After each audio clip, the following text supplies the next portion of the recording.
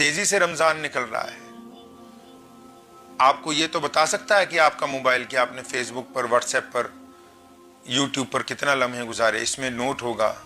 کیا آپ یہ بتا سکتے ہیں اپنے ضمیر کو کہ کتنے پارے قرآن پاک کے آپ نے پڑھ لیے ہیں؟ کیا اپنے آپ کو آپ بتا سکتے ہیں کہ کتنے لوگوں کو طاقت ہونے کے باوجود آپ نے ان کے حلق تک لقمہ حلال پہنچا دیا ہے؟ اللہ اکبر. ابھی کچھ دیر پہلے قبل میں ایک بزرگ کا واقعہ پڑھ رہا تھا کہ آپ بھی جانتے ہیں کہ جو لوگ بہت زیادہ ضعیف ہوتے ہیں، جو روزہ رکھنے کے قابل نہیں ہوتے، ان پہ روزہ ضروری نہیں. جو عمر میں بہت زیادہ ہو گئے ہوں، 80-90 سال جن کی عمر ہو گئی ہو، جن کے لیے ممکن نہیں ہے روزہ رکھنا، تو ایسے ہی ایک بزرگ سے کچھ نوجوانوں کی ملاقات ہوئی اور نوجوانوں نے دیکھا کہ وہ بزرگ کچھ کھا رہے ہیں اور پانی پی رہے ہیں. اب انہوں نے اس سے معلوم کیا، نوجوانوں نے بزرگ سے، کہ میاں جی آپ روزہ نہیں رکھتے ہیں؟ انہوں نے کہا ہاں میں بالکل روزہ رکھتا ہوں، کون کہتا ہے میں روزہ نہیں رکھتا ہوں؟ انہوں نے کہا لیکن آپ تو کھا پی رہے ہیں. تو انہوں نے کہا پھر کیا ہوا، میں تو صرف کھاتا ہوں اور پیتا ہوں لیکن روزے سے ہوں. سارے نوجوان ہنس پڑے اور بولے کیا ایسا بھی ہو سکتا ہے کہ روزہ ہو جائے؟ بوڑھے نے کہا ہاں میں جھوٹ نہیں بولتا ہوں، کسی پر بری نگاہ نہیں ڈالتا، کسی کو گالی نہیں دیتا، کسی کا دل نہیں دکھاتا، کسی سے حسد نہیں کرتا، مال حرام نہیں کھاتا، اور اپنی ذمہ داریاں اور فرائض دیانتداری سے انجام دیتا ہوں. لیکن کیونکہ مجھے شدید بیماری لاحق ہے اس لیے میں اپنے معدے کو روزے دار نہیں بنا سکتا. پھر بوڑھے آدمی نے ان نوجوانوں سے پوچھا کیا آپ بھی روزے دار ہیں؟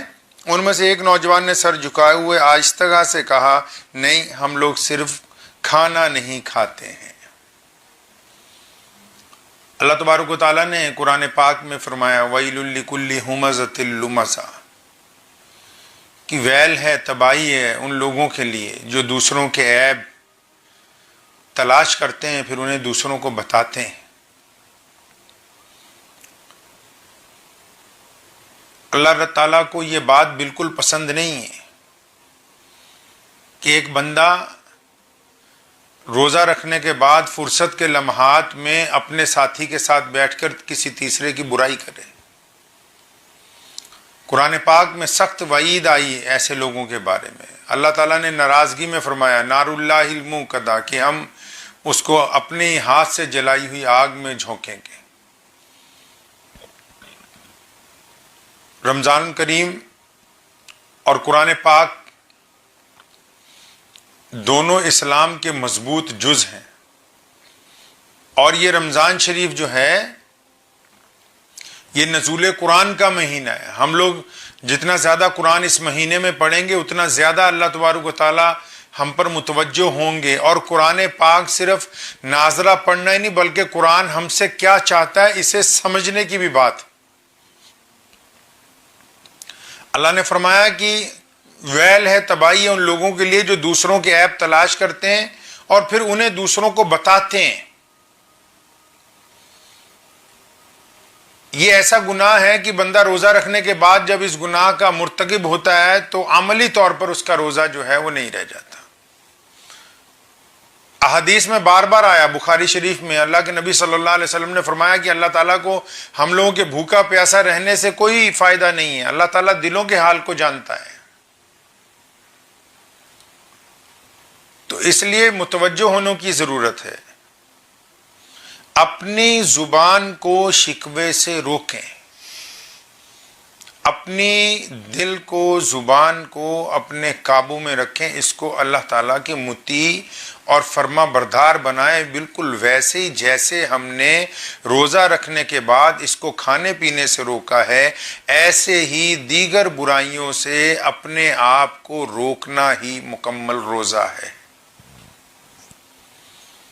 روزے دار جو ہے اس کے منہ کی بدبو جو ہے وہ بھی اللہ تبارک و تعالیٰ کو پسند ہے. روزے دار کے عمل ایسے ہوتے ہیں کہ اللہ تبارک و تعالیٰ روزے دار پر فخر فرماتے ہیں. یہ ہم بذات خود اندازہ اس بات کا لگا سکتے ہیں کہ ہمارا روزہ جو ہے وہ کیسا ہے. اگر ہم روزہ رکھ کے اس موبائل کے ذریعے خرافات دیکھتے ہیں، روزہ رکھنے کے بعد نماز چھوڑتے ہیں، روزہ رکھنے کے بعد کوئی بری چیزیں موبائل کے ذریعے استعمال میں لاتے ہیں، روزہ رکھنے کے بعد غلط ارادے دل میں کرتے ہیں، تو یقین مانیں ہم اپنے ہاتھ سے، اپنے زبان سے، اپنے کردار سے اپنے روزے کو خراب کر رہے ہیں. یہ نہایت ضروری ہے. بار بار ہم روزانہ تلقین رمضان المبارک میں اپنے روزے دار بھائیوں کو اس لیے کر رہے ہیں کہ روزے کا اصل جز جو ہے وہ متقی بننا ہے. آج کل ہر بندہ مفتی بنا ہوا ہے، ہر ایک بندہ دوسرے پر فتویٰ دینے کے لیے تیار ہے، اور خود اپنے گریبان میں جھانکنے کے لیے کوئی تیار نہیں ہے. ہر ایک آدمی دوسرے پہ انگلی اٹھا رہا ہے کہ نہیں اس نے یہ کر دیا، اس نے وہ کر دیا، اس کو ایسا نہیں کرنا چاہیے تھا، اس کو ویسا نہیں کرنا چاہیے تھا، آپ کو ٹوپی ایسے پہننی چاہیے، کپڑے ایسے پہننے چاہیے، لیکن اپنی ذات کے اوپر کوئی گفتگو نہیں کرتا ہے. آپ نے دیکھا ہوگا کہ اکثر حکم ہے کہ پائجامہ جو ہم لوگ سلوار پائجامہ جو لنگی لاچا جو بھی پہنتے ہیں اس کو ٹخنوں سے اونچا رکھنے کا حکم ہے، اور کسی کا اگر نیچے ہو جائے تو فوراً آج کل جو عام مفتی ہیں ہر جگہ تو فوراً فتویٰ آ جاتا ہے کہ آپ جہنم میں جائیں گے. حدیث مبارکہ میں ہے کہ اگر کپڑا ٹخنوں سے نیچے ہوگا تو وہ جہنم میں جائے گا. وہ مسئلہ اپنی جگہ ثابت ہے، لیکن اب اس کی روح کیا ہے؟ حکم کیوں ہوا؟ کپڑا ٹخنوں سے اونچے کیوں رکھنا ہے؟ وجہ کیا ہے؟ پس منظر کیا ہے؟ وہ اگر پوچھیں گے تو فتوی صاحب کو، میاں صاحب کو نہیں پتا ہوگی. کائنات میں سب سے بڑے مسلمان پیارے نبی حضرت محمد رسول اللہ صلی اللہ علیہ وسلم کے سب سے محبوب ساتھی، مسلمانوں کے سب سے پہلے خلیفہ، اللہ تعالیٰ کے سب سے پسندیدہ صحابی سیدنا امیر المومنین صدیق اکبر رضی اللہ تعالیٰ عنہ رسول اللہ صلی اللہ علیہ وسلم کی خدمت میں آتے ہیں اور فرمایا یا رسول اللہ آپ کا حکم جاری ہوا ہے کہ اپنا لاچا ٹخنوں سے اونچا رکھو. فرمایا یا رسول اللہ میرا تو بار بار نیچے ڈھلک جاتا ہے، اور دربار رسالت سے حکم ہوا ہے کہ جس کا نیچے ہوگا وہ جہنم میں جائے گا. سونے رسول نے فرمایا وہ ابو بکر تیرے لیے نہیں، یہ توڑے لی مسئلہ نہیں ہے. فرمایا یا رسول اللہ پھر کس کے لیے؟ فرمایا تمہارے لیے نہیں، تم جیسوں کے لیے نہیں ہے.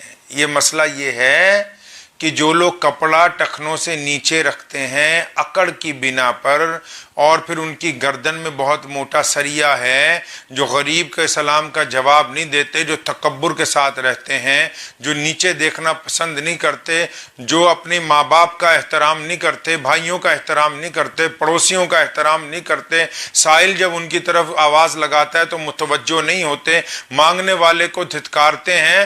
فرمایا ابو بکر اس لیے اونچا کروایا ہے کہ بندے دی اکڑ نکل جائے، سریا جو گردن کا ہے یہ نکل جائے، نرمی آ جائے مزاج میں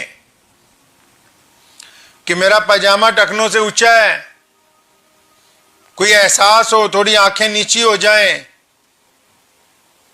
اکڑ نکل جائے. کیونکہ جب پاجامہ ٹخنوں سے اونچا ہوگا بندہ جو تڑ سے چلتا ہے اکڑ نکل جاتی ہے، عاجزی آتی ہے اس میں. اب ایک بندے کا پاجامہ ٹخنوں سے اونچا ہو، ماشاءاللہ پگڑی بگڑی بھی ہو، داڑھی واڑی پہن رکھی ہوئی ہو، اور سلام پھیرتے ہی نمازیوں کے ساتھ بدخلقی سے کوئی پیش آتا ہو، کوئی ہفتے 15 دن بعد کوئی بھولا بھٹکا اللہ کا بندہ آ جاتا ہے مسجد میں، سلام پھیرتے ہی پہلے اس کی خبر لی جاتی ہے، اچھا آج تو کدھر منہ چکے آئی. ماں باپ سے نہیں بنتی ہے، پاجامہ ٹخنوں سے اونچا ہے، ماں باپ سے نہیں بنتی ہے، معافی بھی نہیں مانگتا ہے ان سے، بھائی بہنوں کے حق میں دعائیں بھی نہیں کرتا ہے، بھوکے کو کھانا نہیں کھلاتا ہے، سائل کی مدد نہیں کرتا ہے، مسافر کو رستہ نہیں دکھاتا ہے، اپنی بیوی سے بچوں سے محبت سے پیش نہیں آتا ہے. اب یہ جو پاجامہ ٹخنوں سے اونچا کیا ہے اب آپ اس کو گھٹنوں پہ بھی کر لیں جناب تب بھی کوئی شریعت کو آپ سے لینا دینا نہیں ہے. کیونکہ جب روح ہی ختم ہو گئی، مسئلے کی روح ہی ختم ہو گئی تو پھر اب کیا فائدہ ہے اس کو اونچا کرنے کا نیچا کرنے کا؟ اس کو اونچا کرنے کا فائدہ تب تھا جب اکڑ نکل جاتی، عاجزی آ جاتی، ماں باپ کی اطاعت فرما برداری میں آ جاتا، بیوی سے حسن اخلاق کرتا، بچوں سے محبت کرنے والا ہوتا۔ ایسے بہت سارے لوگ ہیں نماز پڑھتے ہیں اپنی اولاد سے بدخلقی کے ساتھ پیش آتے ہیں، نماز پڑھتے ہیں اپنے بھائیوں کے ساتھ بدخلقی رکھتے ہیں، بھائیوں کے لیے دعا نہیں کرتے، اس چکر میں رہتے ہیں کہ یہ کب برباد ہو جائیں تو ہم خوشی منائیں۔ ایسے بہت سارے لوگ ہیں جو نماز پڑھتے ہیں اور پڑوسی کے ساتھ ان کی نہیں بنتی، تو پھر پڑھتے کیوں ہیں؟ اگر دل صاف نہیں تو پھر نماز کیوں پڑھتے ہیں؟ نماز پڑھنے کے لیے دل کا صاف ہونا نہایت ہی ضروری ہے، نہایت ہی ضروری ہے۔ جب تک دل صاف نہیں ہوگا تو پھر نماز کس طرح ادا کی جائے گی؟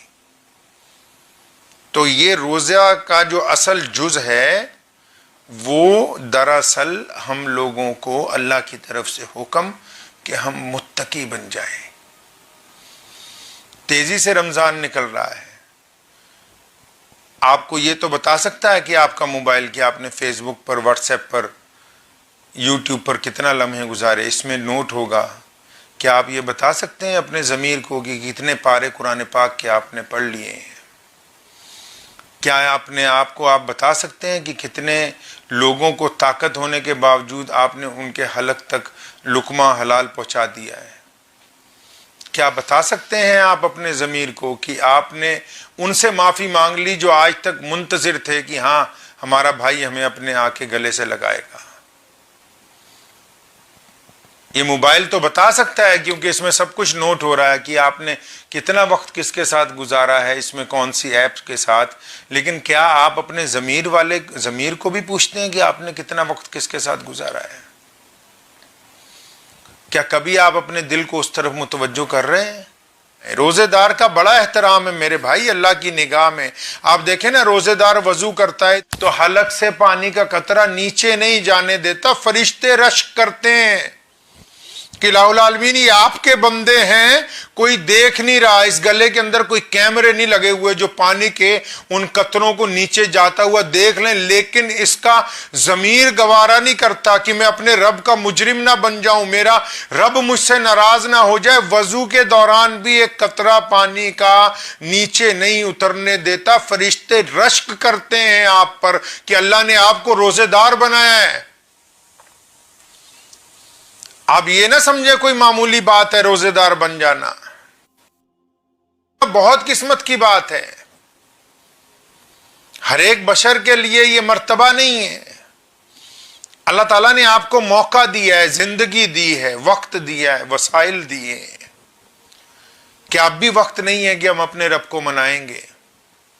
اہل ایمان کی ذمہ داری بنتی ہے کہ وہ رمضان کریم کے روزوں کے درمیان استغفار کا اہتمام کریں۔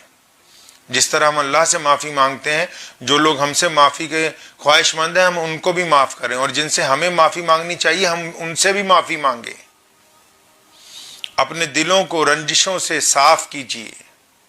یہ رمضان ہے، یہ انقلابی عبادت ہے، یاد رکھیے گا، یہ انقلابی عبادت ہے۔